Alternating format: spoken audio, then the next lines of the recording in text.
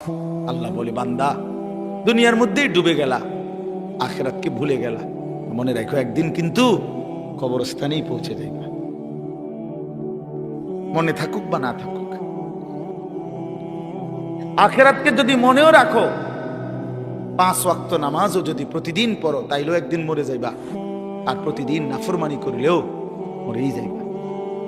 মনে থাকলেও মৃত্যু নিশ্চিত, মনে না থাকলেও মৃত্যু নিশ্চিত। হাসলেও মরে যাবেন, কাঁদলেও মরে যাবেন, সুখেও মরে যাবেন, দুঃখেও মরে যাবেন। রাজপ্রাসাদের অট্টালিকায় যে, সেও মরে যাবে। জীর্ণ কুঠির কুড়ে ঘরে যে, সেও মরে যাবে। জীবনে যে কোনো দিন দুঃখ দেখে নাই, তারও মৃত্যু হবে। জীবনে যে কোনো দিন সুখ দেখে নাই, তারও মৃত্যু হবে, তারও মৃত্যু হবে। কেউ থাকবে না, কেউ না, কেউ না, কেউ না। তো এই জন্য বন্ধু আমার, বাপ আমার, ভাই আমার, আমি আপনাদের কাছে এই কথাটাই বুঝাইতে চাচ্ছিলাম। প্রথম, আল্লাহর কথা মনোযোগ দিয়ে শুনবেন, আখিরাতের ফিকির করবেন, কবরের ফিকির করেন। এত খামখেয়ালি নিজেদেরকে মনে করেন। ছেলেরা, বন্ধু, হয় তুমি মরে যাইবা, নয় তুমি বুড়া হইয়া যাইবা। বাকি তুমি এই যৌবনের এই হালাতের উপরে থাকতা না, এটা মনে রাখবে। হয় বৃদ্ধ হইয়া যাবা, আর নয় তো মরে এর আগেই কবরে চলে যাবে। বিশ্ববিখ্যাত বুজুর্গ হাসান বসরি রাহমাতুল্লাহি আলাইহি, তিনি বলতেন, ইয়া মাশারাশ শাবাব ইন্না যারআ কাদ তুদরিকুল আহাতু ক্বাবলা আন ইয়াবলুগা। তিনি যুবক দেখলে বলতেন, যুবক মনে রাখো, সব ফুল, সব ফল পরিপক্ক হয় না, পাকে না, এর আগে ঝরে যায়। এটা উনি বলতেন, এর আগে কি ঝরে যায়। একটি গাছের, আম গাছের যতগুলো মুকুল বের হয়, বইল মুকুল, এ সবগুলোই তো আম হয়, বলেন না? বলো যুবক ভাই, বলো না, সব আম হয় না। সবগুলো ছোট আম যে কয়টা হয়, এ সবগুলোই কি বড় হইয়া পাকে? ঝরেই যায়, ফুল ঝরে যায় বেশি। ছোট ছোট আম এগুলো ঝরে যায় বেশি, টিকে অল্প কয়টা। তো তিনি বলতেন যে ঝরে যায় বেশি। কিশোর, তরুণ, যুবক এই অবস্থাতেই ঝরে যায় বেশি, মরে যায়। এই কোরআন শরীফের আয়াত তো আল্লাহ এটা বলছে, অবিনকুম মান ইয়াতাওয়াফা। শক্তি আসতে আসতে, পৌঁছতে পৌঁছতে, বৃদ্ধ হওয়ার আগে আগেই অনেককে আমি আল্লাহ মৃত্যু দিয়ে থাকি, আর কাউকে বৃদ্ধ চূড়ান্ত বুড়া পর্যন্ত পৌঁছে। এই গত 1 সপ্তাহ হয় নাই, 1 সপ্তাহ হবে, আমার আপন মামি মারা গেছে, আমার বড় মামি। আমি গেছি জানাজায়। তো আমার খালারা, আমার সব খালাতো ভাই বোন, আত্মীয় স্বজন বলা যায়, সব আসছে মামির জানাজায়। আমরাও ছিলাম। তো আমার মেজো খালা, এই খালা একদম বয়স্ক। তো আমার বোনেরা আছে, সবাই বলতেছে, আমরা তখন এই বাড়িতে প্রায় 70-80 জন কিশোর, যুবক, যুবতী, ছেলে মেয়ে, আমরা নানার বাড়িতে। এই অবস্থায় আমার বোনেরা বলতেছে, ভাই খালা, এই খালাই আমগো আর শেষ মুরব্বী, বুড়া বয়স্ক আছে, হে বুড়ি শুধু, আর নাই। তাহলে এই বাড়িটার মধ্যে যেই মুহূর্তে 70-80 জন কিশোর নওজোয়ান, তখন বুড়া মাত্র একজন, শেষ বুড়া। এমন ব্যবধান হলো কেন? 70 × 1 হবে কেন? কথাটা বুঝছেন? 60-এর মোকাবেলায় একজন হবে কেন বুড়া? কারণ ওনার আমলের যারা কিশোর, তরুণ, যুবক ছিল, তো তারা এই বয়সে পৌঁছার কথা না এখন। তো তাহলে এই হিসাবে তো আপনার যদি যুবক হয় 60 জন, তো বয়স্ক তো কমপক্ষে 30 জন হইবার কথা, 40 জন হইবার কথা। তারা কই? আমার হিসাবটা বুঝছেন নি আপনি? তাহলে বোঝা গেল ঝরে যায় বেশি, চলে যায় বেশি, থাইকা যায় অল্প, থাইকা যায় অল্প। পুরা বাড়ির মধ্যে দাদা একজন, 10 বাড়ি মিললে বুড়া মিয়া কি 1 জন 2 জন, কিন্তু নওজোয়ান অনেক, নওজোয়ান অনেক। এই জন্য আপনাদের কাছে আমাদের এটাই কথা। আমি যে সূরাটা পড়ছি, এবার সূরাটার তরজমা শুনেন। এই মূল বক্তব্য এই কথাটা বুঝানো। আল্লাহ তাআলা এই কথাটা বারবার কোরআনুল কারীমের মধ্যে বুঝাইতে চাইছে, বান্দা বিশ্বাস করো বান্দা, যে অবস্থাতেই তুমি থাকো, খেয়াল করো আর না করো, বুঝে থাকো আর না থাকো, তুমি কিন্তু থাকতা না। তোমার আমি রাখতাম না বান্দা, আমার চূড়ান্ত অনুগত হইলেও রাখতাম না, চূড়ান্ত নাফরমানি করলেও কি রাখতাম, কোন অবস্থাতে থাকতা না তুমি। এটা হলো শেষ কথা, তুমি এটা মনে রাখবে। তুমিও থাকবা না, সৃষ্টি জগতও থাকবে না। তোমারও মৃত্যু হবে, গোটা কায়নাতেরও মৃত্যু হবে।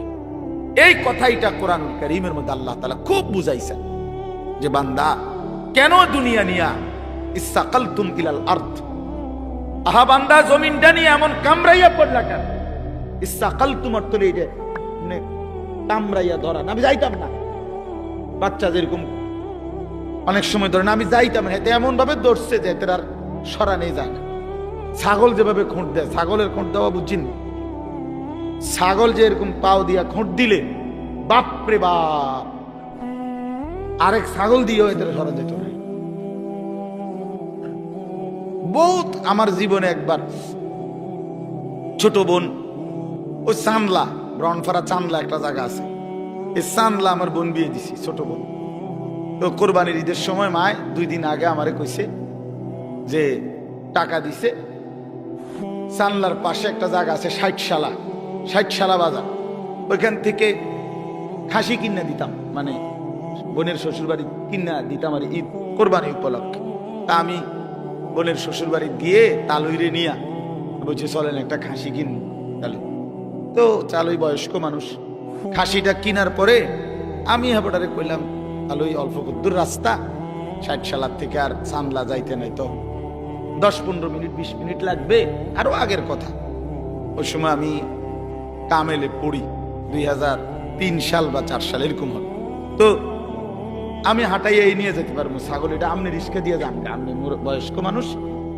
আহা, আমার 14 গোষ্ঠীর মনে কোনো পাপের কারণে আমি এটা ধরছি।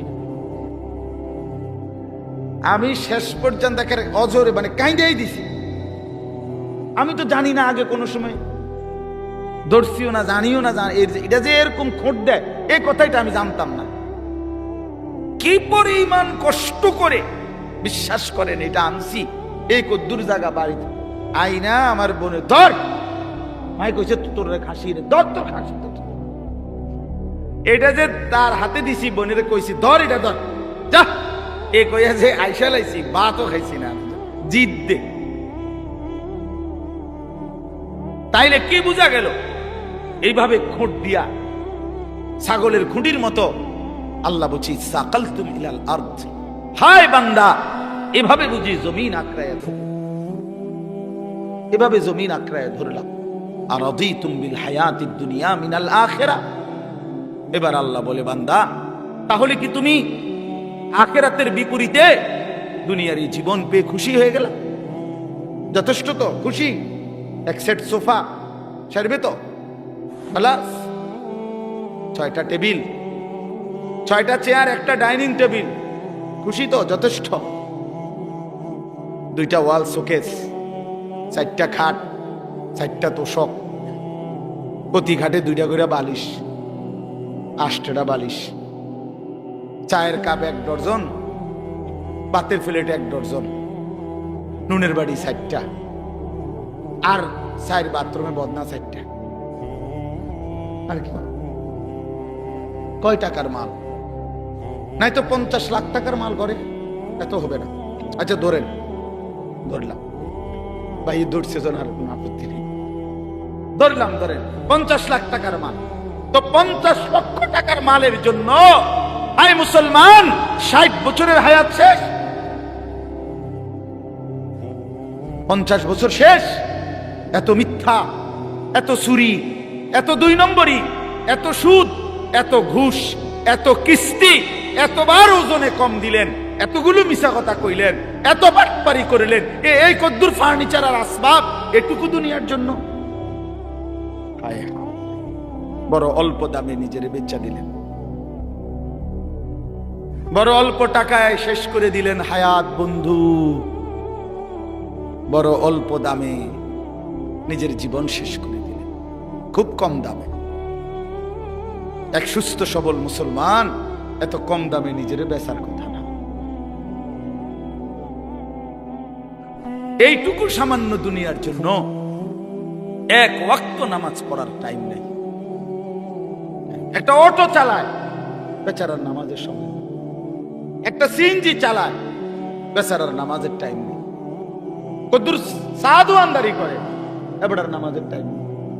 12,000 টাকা বেতনের একটা চাকরি করে, নইলে 20,000 টাকা বেতন।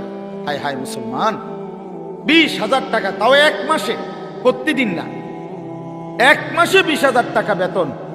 এইটুকুর জন্য আল্লাহ তাআলার এক ওয়াক্ত নামাজ আদায় করে না।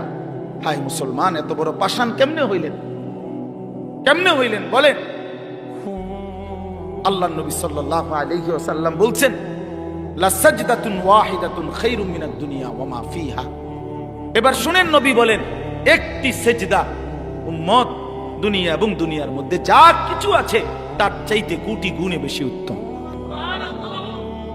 কয়টি সেজদা? এক সেজদায় কয় রাকাত? এক রাকাত। এক সেজদা দিলে কি এক রাকাত? এক রাকাত না, একটাই সেজদা। লা সাজদাতুন ওয়াহিদাতুন, একটি সেজদা। আল্লাহর কসম নবীজি বলছে, বুখারী মুসলিমের হাদিস। আল্লাহর নবী বলছে, চারটা কালেমা একবার বলা, একটা কালেমা আপনি বলেন, সুবহানাল্লাহ, আলহামদুলিল্লাহ, আল্লাহু আকবার, লা ইলাহা ইল্লাল্লাহ। রাসূলুল্লাহ সাল্লাল্লাহু আলাইহি ওয়াসাল্লাম বলেন, এই চারটি কালেমা একবার বলা পৃথিবীর যত কিছুর উপরে সূর্যের আলো পড়ে সবটার যা দাম, আমি রাসূলের কাছে তার চাইতে বেশি দাম।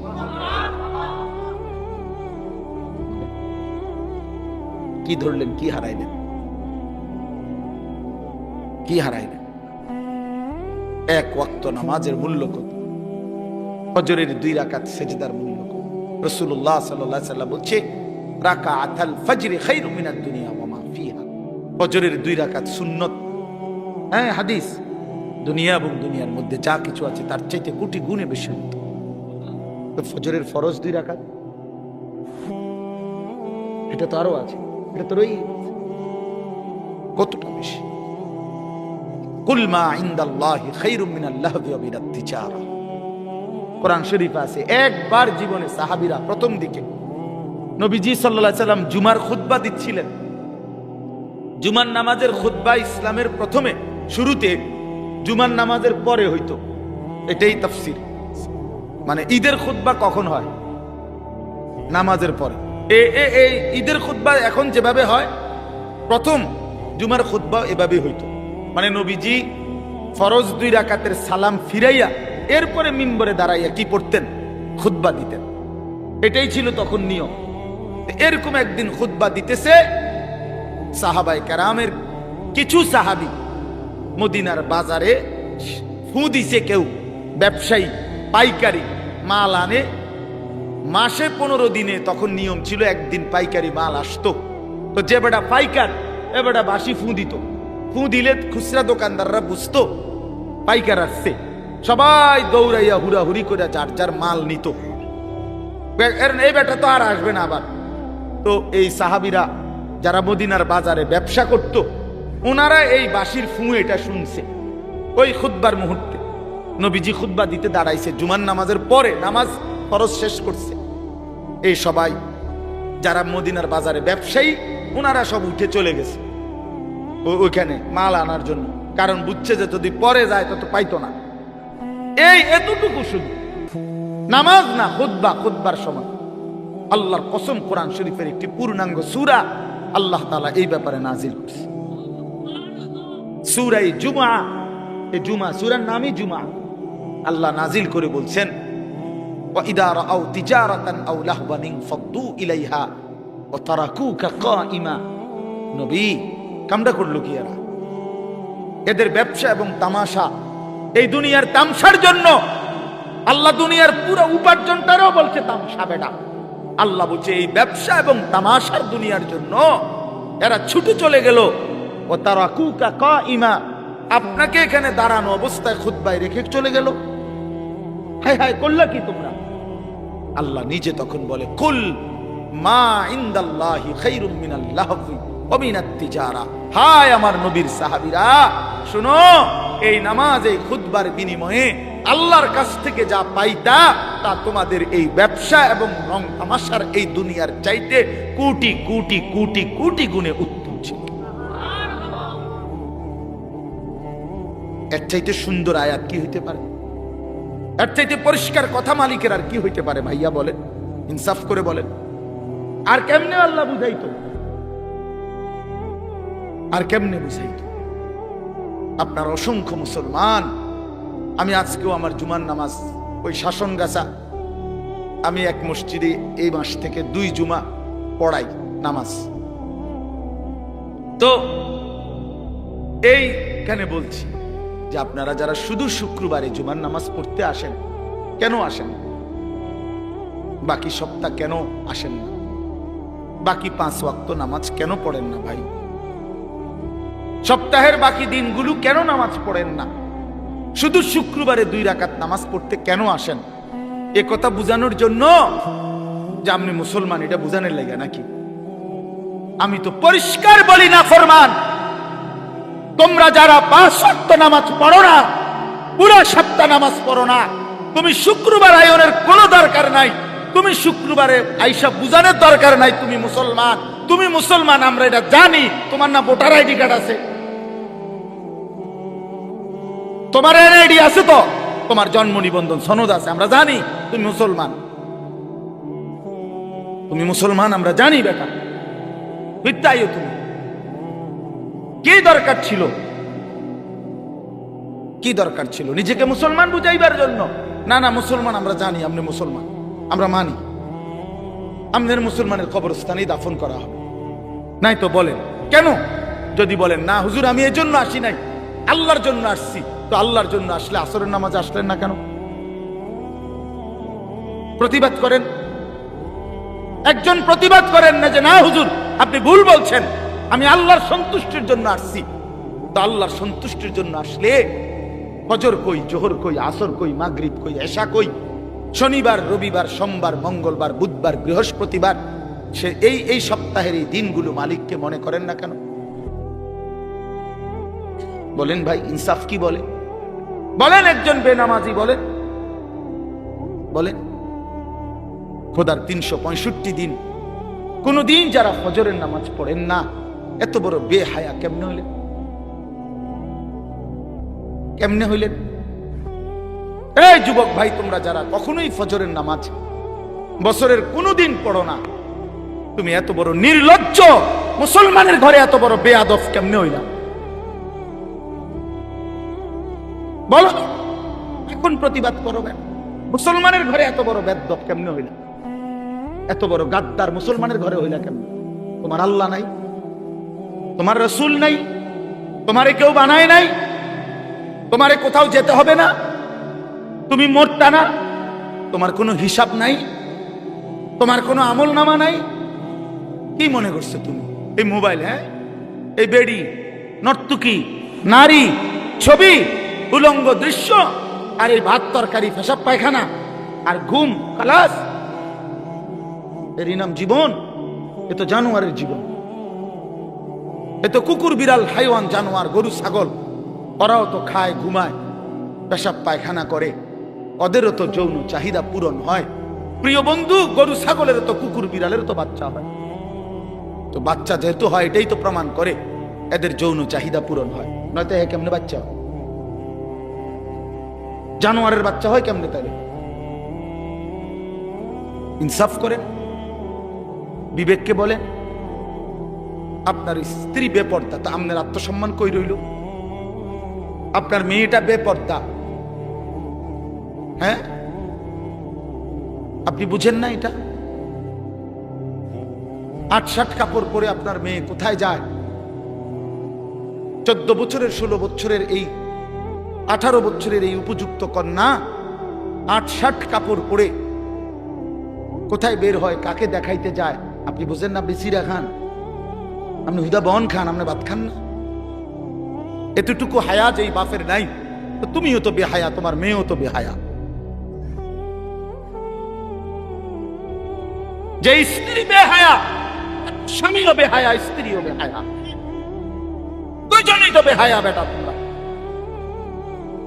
বলে আত্মসম্মান থাকলে, আত্মমর্যাদা থাকলে, পৌরুষ থাকলে, আমি বাইচা থাকতে আমার বউ বেপর্দা হবে বেটা, তো আমি বাইচা রইলাম কেন? আমি বাইচা থাকতে আমার মেয়ে বেপর্দা, তো আমি বাপ কিসের? আবার আমার বাপ কিসের? আমি স্ত্রী সন্তানের মধ্যে যদি দ্বীন না থাকে, বিবি বাচ্চার যদি আখিরাত না থাকে বন্ধু, তো আল্লাহ তাআলা আমাদেরকে সংসার কেন দিলেন? পরিবার কেন দিলেন? স্ত্রী সংসার কেন দিলেন আমাদেরকে? যে নারী থেকে এত কিছু ভাবে উপকৃত হইলেন 40 বছর, সেই নারীকে এভাবে জাহান্নামের হাতে ছেড়ে দিলেন, এভাবে ছেড়ে দিলেন। ফিকির করেন, সিদ্ধান্ত করেন, কেমনি কি করবেন, ফয়সালা করেন। এই পৃথিবীতে প্রত্যেক মানুষের সামনে যখনই যে কোনো সমস্যা তৈরি হয়, সে তো প্রতিটা সমস্যার সমাধানের জন্য কোনো না কোনো কৌশল বের করে না? তো এর জন্য বাইর করেন, আপনি বুদ্ধি বাইর করেন, আপনি পরামর্শ করেন যে হুজুর আমার স্ত্রী বেপর্দা, আমি কি করতে পারি? আমার মেয়ে বেপর্দা, আমি কি করতে পারি? আমার ছেলে কোনোদিন ফজরের নামাজ পড়ে না, আমি কি করতে পারি? কোনো সমাধান নাই। ইসলামে কি কোনো সমাধান নাই? আল্লাহর কোরআনে কিছু নাই এ ব্যাপারে? তো আছে, তো আছে, তো আপনি সিদ্ধান্ত নেন, আপনি এগিয়ে আসেন, নিজেকে বাঁচান, বউ বাচ্চাকে বাঁচান, স্ত্রী সন্তানকে বাঁচান। খাট পালং আর সোফা ফার্নিচার এডি কইেন না, এডি কইেন, এডি হুদা, এডি থাকবে না। সোফা পুরান হয়ে যায়, ফ্রিজ ডিস্টার্ব করে, আমি 3 বার বদলাইছি।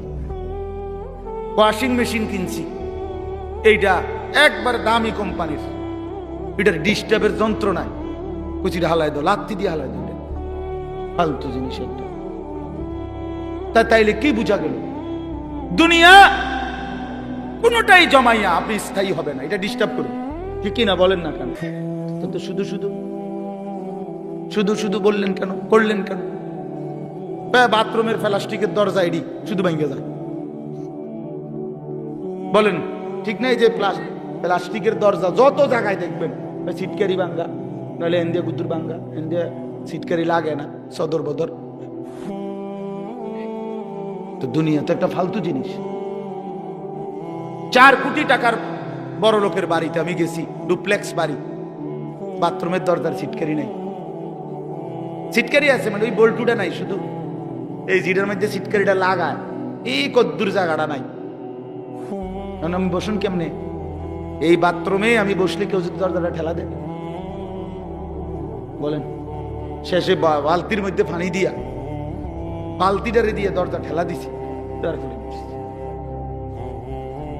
দুনিয়া ধোকা না? বলেন ধোকা, দুনিয়া ধোকা, এই আসবাব ধোকা, ধোকা বন্ধু, ধোকা। আমি খোলামেলা বললাম এই জন্য, ভেবে দেখেন ধোকা। আপনি কতবার পাল্টাইছেন দুনিয়া? আপনার ঘরের সামান আপনি কতবার পাল্টাইলেন?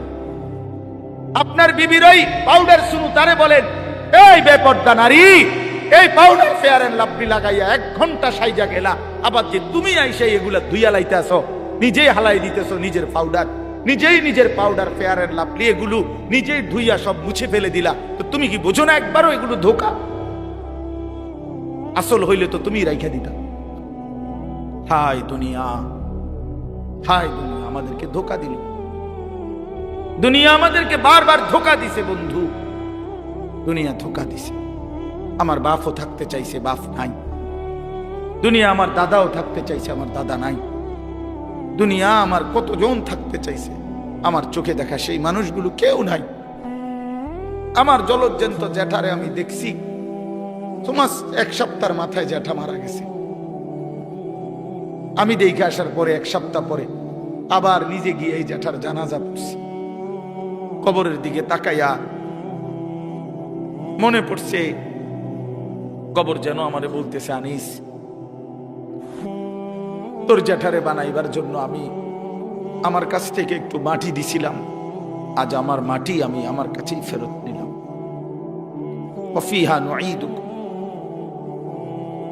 আমি এখান থেকেই দিছিলাম, আজ আমি এখানেই ফেরত নিলাম। প্রিয় বন্ধু আমার, বাপ আমার, ভুল যেন না হয় বন্ধু। হাসলেও মরে যাবেন, কাঁদলেও মরে যাবেন, এ কথাই বলছিলাম। তাইলে কি আশ্চর্য জীবন ভাইয়া, তোমরা কি জীবন পছন্দ করলাম? সারাটা দিন নারী, ছবি, মোবাইল, নাচ গান, এক ওয়াক্ত নামাজ পড়ো না, শরীর অপবিত্র, পেশাবের ঠিকমতো পবিত্রতা নাই, পায়খানার পরে ঠিকমতো পবিত্রতা নাই। আর এই উলঙ্গ ছবি, নাচ গান দেখতে দেখতে সারা দিন সারা রাত শরীর তো নাপাক হয় বন্ধু। এই নাপাক দেহ নিয়ে, এই জানোয়ারি জিন্দেগি নিয়ে কেমনে ঘুমাও, কেমনে রাত কাটাও, কেমনে শো, কেমনে হাঁটো, আমি বুঝি না। তুমি মানুষ না জানোয়ার? আরেকবার ভাইবো বন্ধু, আরে বেহায়া সন্তান, বেপর্দা নারী, বেহায়া কন্যা, আরেকবার মানুষ না জানোয়ার। আল্লাহ আমাদেরকে মাফ দেন।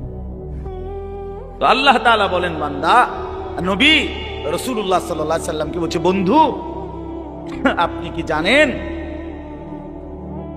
সেই বিকট আওয়াজটা কি? সেটাই কিয়ামত। সব ভাঙবে, সব ভাঙবে। মানে কি মনে হয় এটা হইবে নি? আসলে কথা বলেন না কেন? ছেলেরা বলো না ভাইয়া, হবে এটা? 100 কিয়ামত, পৃথিবী ধ্বংস হবে। কারণ আল্লাহ তাআলার কোন কথা বন্ধু শত্রু কারো কাছেই ভুল প্রমাণিত হয় না, বুঝেন নাই? মানে আমরা ইমানদার, আমাদের গবেষণাতেও কোরআনের সব কথা সঠিক, সমস্ত কাফের মুশরিক বেঈমানদের গবেষণাতেও কোরআনের সব কথা সঠিক। এই তার মানে কি, বন্ধু শত্রু সবার কাছেই কোরআন কি সঠিক। রাসূলুল্লাহ সাল্লাল্লাহু আলাইহি সাল্লামের জিন্দেগীর 23 বছরের একটা সুতা, 23 সেকেন্ড বন্ধু শত্রু সবার কাছেই সর্বশ্রেষ্ঠ। বলেন, রাসূলুল্লাহ সাল্লাল্লাহু আলাইহি সাল্লামের জীবনের একটা মিনিট, একটা ঘন্টা, একটা সেকেন্ড দুশমনরাও পরীক্ষা করছে। আজকে 1450 বছর ধরে শুধু রাসূল সাল্লাল্লাহু আলাইহি সাল্লামকে নিয়ে আমরা শুধু বলি আর ভাবি এমন না, কাফের বেঈমানরাও ভাবে, গবেষণা করে, এই নিয়ে বিশ্লেষণ করে, কিন্তু তিনি সবার কাছেই শ্রেষ্ঠ। বন্ধুও পরীক্ষা করে দেখছে তিনি সর্বশ্রেষ্ঠ, দুশ্মনেও পরীক্ষা করে দেখছে তিনি সর্বশ্রেষ্ঠ। তিনি সুন্দর, নবী সাল্লাল্লাহু আলাইহি সাল্লামই সবচেয়ে সুন্দর। তার সব কথাই সঠিক, তার সব কথাই যৌক্তিক, তার সব নড়াচড়া পর্যন্ত সর্বাধিক সুন্দর, সবচেয়ে স্মার্ট, সবচেয়ে সুন্দর। তিনি হাসলেও সুন্দর, তিনি কাঁদলেও সুন্দর। নবী সাল্লাল্লাহু আলাইহি সাল্লাম কথা বললেও সুন্দর, চুপ থাকলেও সুন্দর। চুপ থাকল, নবীজির বহু সাহাবীরা আছেন, নবীজি যখন চুপ থাকতেন, কথা বলতেন না, তখনও ওনার দিকে তাকায় থাকতেন। নবীজি জিজ্ঞেস করছে কোন কোন সাহাবীকে, কি দেখো? আবার দি যাও গা, কথাও পাও না কিছু।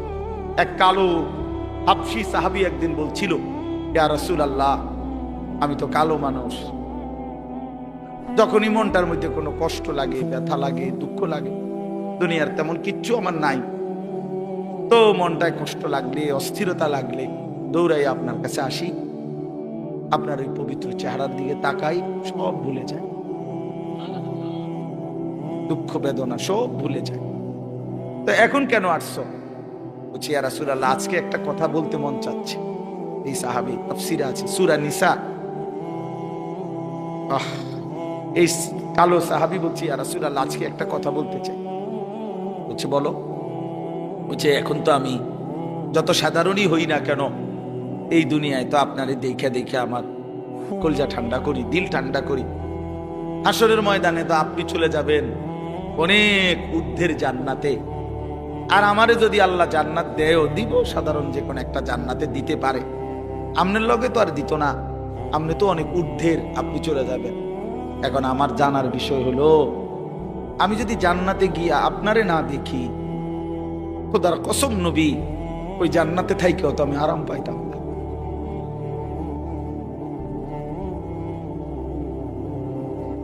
তখন আমি আপনাকে দেখবো কিভাবে? সুবহানাল্লাহ, সুবহানাল্লাহ। আল্লাহ তাআলা বলেন, ওয়া মান ইউতি'আল্লাহ ওয়ার রাসূল ফাউলাইকা মা'আল্লাযীনা আন'আমা আল্লাহু আলাইহিম মিনান নাবিয়্যিন ওয়াস সিদ্দীকিন ওয়াশ শুহাদা ওয়াস সালিহিন। বন্ধু, আমি ওয়াদা দিলাম আমি আল্লাহ এবং আপনি রাসূলের পূর্ণ আনুগত্যের হক যে আদায় করবে, অনুসরণ করবে আপনাকে 100% 100% আমি আল্লাহ আপনার সাথেই তাকে থাকতে দেব। কেমনে আমি বুঝ করবো? আপনি ওরে কইয়া রাখেন। নবী সাল্লাল্লাহু আলাইহি ওয়াসাল্লাম ওই হাবশী সাহাবীকে বলছে, আল্লাহ রাসূলের আনুগত্য যদি পূর্ণ করতে পারো, ওয়াদা দিছে মালিক তুমি আমার সাথেই থাকবা। সাহাবী চিৎকার দিয়া ওইখানেই ইন্তেকাল করছে। निकल जाए दम तेरे कदमों के नीचे, यही दिल की हसरत, यही दिल की आरज़ू है। এটা উর্দু শের আর কি। অর্থ হইল, হে প্রিয়তম, তোমার কদমের নিচে জীবন দিলাম, এই ছিল আমার আরজু, এই ছিল আমার আকাঙ্ক্ষা, আমার তামান্না, দিলের আশা ছিল এই, আল্লাহ রসুলের কদমের নিচে জীবন দিয়ে দিছে। নিকল যায় দম तेरे कदमों के नीचे, यही दिल की हसरत, यही दिल की आरजू है। এটাই দিলের তামান্না। আল্লাহ আমাদেরকে নবী সাল্লাল্লাহু আলাইহি সাল্লামের অনুসরণের মতো ভালোবাসা দান করেন। তো আল্লাহ তাআলা বলেন, ইয়াউমা ইয়াকুনুন নাসু কাল ফারাশিল মাবসুস। আল্লাহ বলেন, বন্ধু, সেই ইসরাফিলের ফুম হলে, এই বিকট ধ্বনিতে যখন সব ভাঙতে শুরু করবে, তখন সবগুলো মানুষ বিক্ষিপ্ত পতঙ্গের মতো ছুটাছুটি করে যে যেখানে গিয়ে পড়বে সেখানেই মরবে।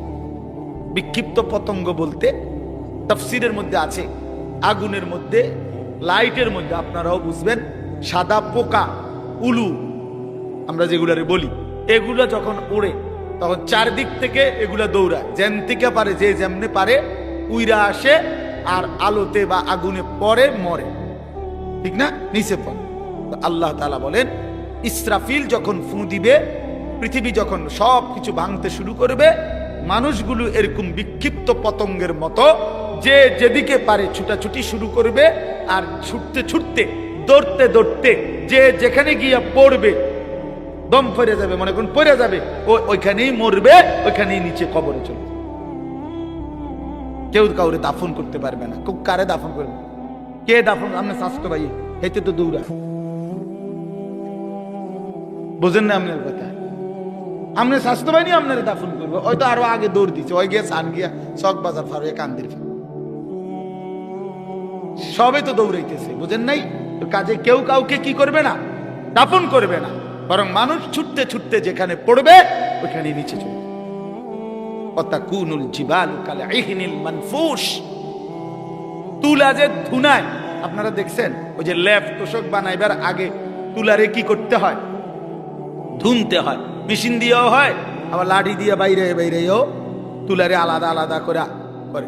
তো এই তুলা যখন ধুনায়, তখন তুলাগুলো সামান্য বাতাস লাগলেই উঠতে থাকে। আল্লাহ তাআলা বলেন, এই ধুনিত তুলা, ধুনানো তুলার মতো পাহাড়গুলো সব উঠতে থাকে। এইটার অর্থ এভাবেই পৃথিবী ধ্বংস হবে, হাসরের মাঠ কায়েম হবে।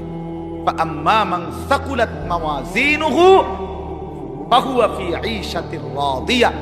আর সেই হাসরের মাঠে মিজানের পাল্লায় আমলনামা ওজনের জন্য দিলে, যার আমলনামা ভারী হবে, নেকির পাল্লা, সে চির সুখের সন্তুষ্টির জান্নাতে বসবাস করবে। ঈশাতির রাদিয়া অর্থ হইল, অর্থাৎ জান্নাতে তো থাকবে, তবে সন্তুষ্ট চিত্তে। একটা হইলো মনে করেন খুব ভালো খাইতে দিছে, কিন্তু ভিতরে ভিতরে একটা ডর আছে যে খাইতে তো দিছে, একটু পরে তো খুব বাইরে যাও, তাইলে একটা টেনশন কাজ করে। আবার আল্লাহ তাআলা বলেন, না, আমার বান্দা সন্তুষ্ট চিত্তে জান্নাত ভোগ করবে, যে আর কোনো দিন এক সেকেন্ডের জন্য তাকে বের করা হবে না। আল্লাহ নিজে ঘোষণা দিবে, বান্দা, আজকের পর থেকে আর কোনো দিন আমি তোমার উপরে অসন্তুষ্ট হব না।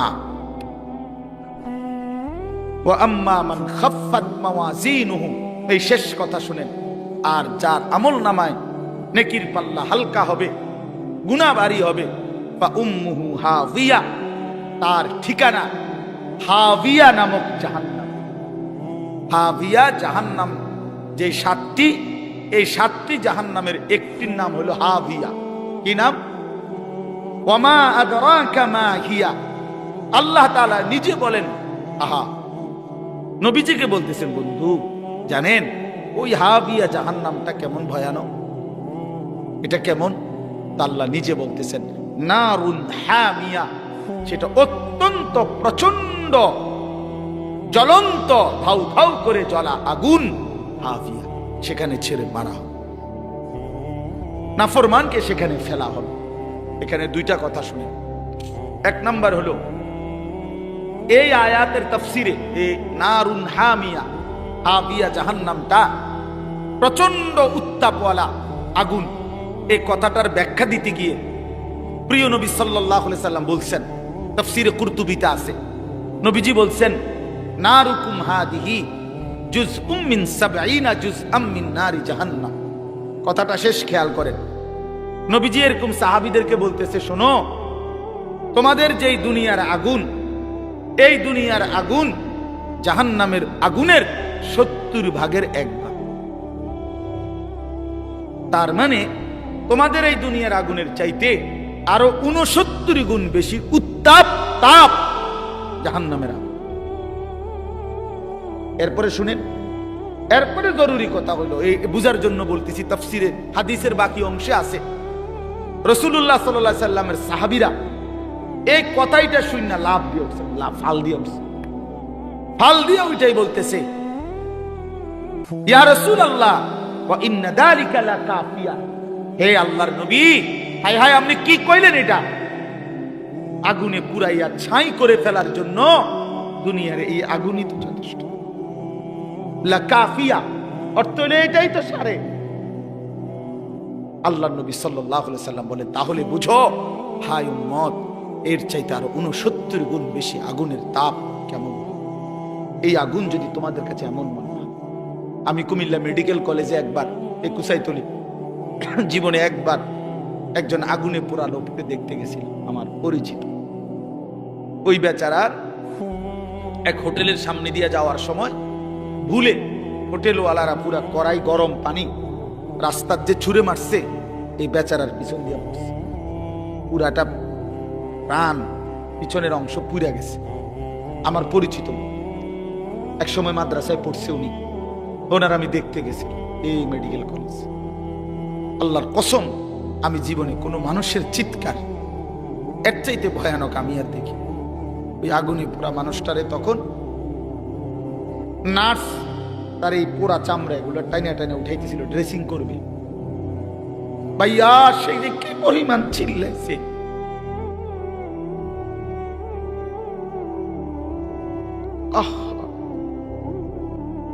এমন চিৎকার, তার মানে এগুলো যে ছিপতেছে, পোড়া চামড়া এগুলো উঠাইতেছে। তাহলে বলেন, রাসূলুল্লাহ সাল্লাল্লাহু আলাইহি ওয়াসাল্লাম বলেন, তোমাদের এই আগুনের চাইতে আরো 69 গুণ বেশি গরম, সেটা কি হবে? আল্লাহ আমাকে মাফ করুন। আর একটা কথা হলো, যুবক ভাই তোমাদের কাছে, এখানে একটা শব্দ আছে, ফা উম্মুহু হাবিয়া, ফা উম্মুহু হাবিয়া। উম্মুহু এই শব্দের দুই অর্থ। এক অর্থ হলো ঠিকানা, ফা মাওয়াহু, তার ঠিকানা জাহান্নাম। আরেকটা অর্থ আছে, এই তাফসিরে আছে, ইয়াহবি রাসাহু, তাফসিরের মধ্যে লিখছে, অর্থ হইল যখন আমলনামা হালকা হবে, গুনার পাল্লা ভারী হবে, তখন এই ফেরেশতা আল্লাহর কসম মাথার সামনে এই চুলের অগ্রভাগ কাপ কইরা ধইরা, চুল ধইরা, ইয়াহবি রাসাহু, এ তার মাথা ধইরা, চুল ধইরা, তারে ফেরেশতা একটা টান দিয়া দাঁড়ানোর থেকে মাটিতে ফেলে দিবে। একটা টান দিয়ে মাটিতে ফেলেই একটা লাথি দিয়া জাহান্নামে ফেলে দিবে। এই জন্য দোস্ত, এই মডেলিং, এই চুল রেডি রাখো। এই যে পাঙ্কু চুল, এই বাহারি চুল রেডি রাখো হাসরের ময়দান পর্যন্ত, যাতে করে জাহান্নামের ফেরেশতা ধরতে সুবিধা হয়, ধরতে সুবিধা। কার থেকে দেখা মুসলমানের নওজোয়ান এই চুল শিখলা, কার থেকে দেখে, কার থেকে দেখে? ইহুদির মডেল, খ্রিস্টানের মডেল, হিন্দুর মডেল, বৌদ্ধের মডেল, নাস্তিকের মডেল, মুরতাদের মডেল, আল্লাহদ্রোহী দুশ্মনের মডেল ছাড়া আর কি এগুলো? তার মানে ওরা তো নিজেই জানে ওদের ঠিকানা জাহান্নাম। তো জাহান্নামীদের সাদৃশ্য যার, তো তার চুলতে এমনই হবে, তার চুলতে এমনই হবে। এটা তো এতটুকু বোঝা উচিত, এতটুকু তো বোঝা উচিত। কোরআন শরীফে আছে, আমি এখন দেখাই। এই যে আল্লাহ তাআলা বলছেন, ইন্নাল্লাযীনা কাফারু, ওই ভাই শুনতেছেন আপনারা? ইন্নাল্লাযীনা কাফারু মিন আহলিল কিতাবি ওয়াল মুশরিকিনা, নিশ্চয়ই যারা আহলে কিতাব, ইহুদি খ্রিস্টান বেঈমান এবং যারা মুশরিক, তাদের সকলেই ফি নারি জাহান্নামা খালিদিনা ফিহা। হ্যাঁ, ওমাইটা কোরআন শরীফের আয়াত, ঠিক নি মানে ঠিকের উর্ফি দিয়ে কিতা আরো এটা কর। এটা কিসের আয়াত? কোরআন শরীফের আয়াত। ফি নারি জাহান্নামা খালিদিনা, আরো রইছে ভাইয়া, এই আরো রইছে উলাইকা হুম শাররুল বারিয়া। আল্লাহ তাআলা বলেন ওদের ঠিকানা হবে চিরস্থায়ী জাহান্নাম, আর ওরাই হলো শাররুল বারিয়া, আল্লাহর সৃষ্টির সর্বনিকৃষ্ট জীব, সর্বনিকৃষ্ট শাররুল বারিয়া, শাররুল বারিয়া। এজন্য জামাতে, লেবাসে, পোশাকে, চেহারাতে, চুলে, সামনের দিক দিয়া, চুলের দিক দিয়া, শরীরে, পোশাকে মনে রাখেন বেঈমানের সাদৃশ্য যারা ধারণ করে আছেন, নিজের হিসাব মিলাইয়া নিয়ে। দুইয়ে দুইয়ে 4 হয়, 4-এ 4-এ 8 হয়, 8 দুগুণে 16।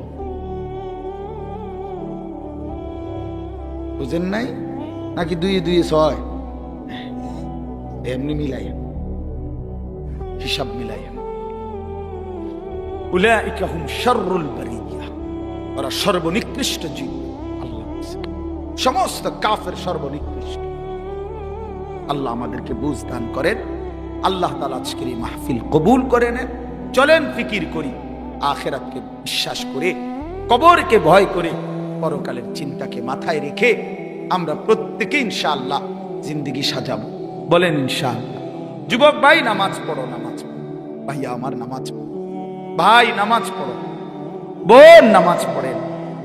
বাবারা আরাম রোজগার ছেড়ে দেন। আপনারা জানেন না, আপনারা হয়তো অনেকে বুঝতেছেন না। ইনশাআল্লাহ আমরা সারা পৃথিবীর উলামায়ে কেরাম এটা বুঝতেছে, বলতেছে আগামীর পৃথিবী শুধুই ইসলামের পৃথিবী। হ্যাঁ হ্যাঁ, আগামীর পৃথিবী শুধুই ইসলামের, আগামীর পৃথিবী শুধুই কোরআনের। শুধু বাংলাদেশ না, সারা পৃথিবীতে মজলুমের বিজয়, সারা পৃথিবীতে মজলুমের বিজয়, ইমানদারের বিজয় ইনশাআল্লাহ। 54 বছরের জালেম স্বৈর শাসক, ফ্যাসিস্ট, অন্যায় রাজত্ব কায়েম করেছিল মুসলমানদের সবচেয়ে গুরুত্বপূর্ণ একটি দেশ সিরিয়াতে। এই সিরিয়ার জালেম বাপ পুত মিলে 2 জালেম 54 বছর মানুষের উপরে লক্ষ লক্ষ মুসলিম নারীকে বেইজ্জতি করছে, নির্যাতন করেছে, পুরুষদেরকে শহীদ করেছে। ওই জালেম 8 ডিসেম্বর পলাইছে। জানেন না? নতুন উইকেট পড়ছে 8 তারিখ। 8 তারিখ কি? ইতিমধ্যে 2 উইকেট পড়ছে। 5ই আগস্ট 1 উইকেট পড়ছে, 8 ডিসেম্বর নতুন উইকেট পড়ছে।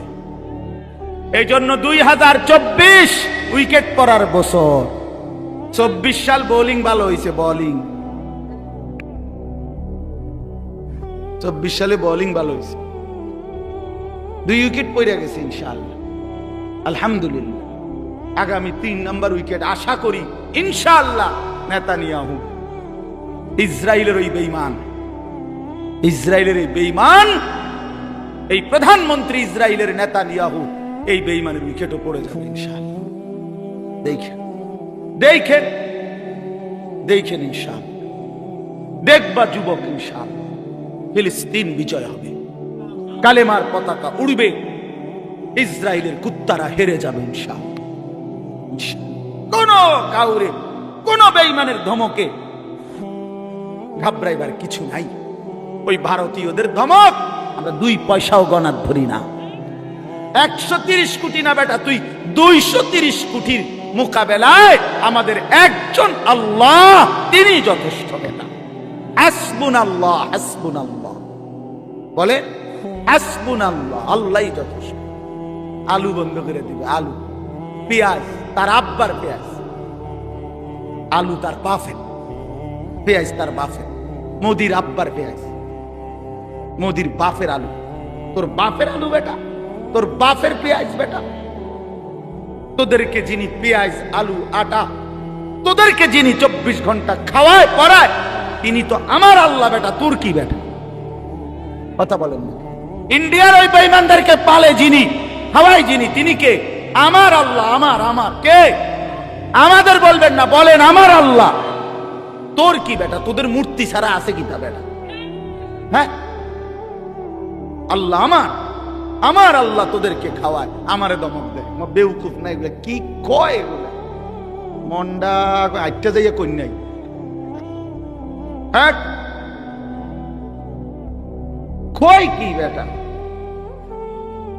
সংখ্যা দিয়ে হিসাব মিলায় বাংলাদেশের দামাল নওজোয়ান 1 ফোঁটা রক্ত থাকতে 56,000 বর্গ মাইলের 1 ইঞ্চি জমিন কোন বেঈমানের কাছে আমরা ছেড়ে দেব না ইনশাআল্লাহ।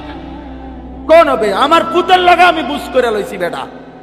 আমার সন্তানকে আমি বলেছি, বাপ ভাই আমি মরবো নয় তুই মরবি, আল্লাহর জন্য জান আমিও দিতে রাজি, তুইও রাজি বেটা। কিন্তু 1 ফোঁটা রক্ত থাকতে এই জমিন, মুসলমানের জমিন, এটা কোনো বেঈমানের হাতে যাবে না ইনশাআল্লাহ। বাংলাদেশের জমিন ইন্ডিয়ার জমিন না, এটা বাংলাদেশের জমিন, এটা কালেমাওয়ালার জমিন, এটা মুসলমানের জমিন, এটা কোরআনের জমিন। এখানে ফজরের আজান শুনে আমাদের ঘুম ভাঙ্গে, বলেন আলহামদুলিল্লাহ। আমরা কোনো বেঈমানের ভ্যা ভ্যা শুনি না, আমরা ভ্যা ভ্যা আজান শুনে জাগি ইনশাআল্লাহ। আল্লাহ তাআলা সব নওজোয়ানকে আহ্বান করলাম, যুবক ভাই নষ্ট হইও না, চরিত্রহীন হইও না। নারীর ফান্দে জীবন শেষ করে জীবন আরো সামনে আছে, জিন্দেগির আরো বড় দায়িত্ব আছে বন্ধু, জীবনের আরো অনেক বড় স্বপ্ন আছে। শুধু এক নারীর জন্য জীবন শেষ করে দিও না ভাই। আল্লাহ তাআলা আমার সারা দেশের যুবকদেরকে আগামীর ইসলামের জন্য কবুল করে নেন, আগামীর কোরআনের জন্য আল্লাহ কবুল করে নেন ইনশাআল্লাহ। এই জমিন কালেমার পতাকা উড়বেই ইনশাআল্লাহ, ঈমানের বিজয় হবেই হবে, হবেই হবে, হবেই হবে। আল্লাহ তৌফিক দান করেন।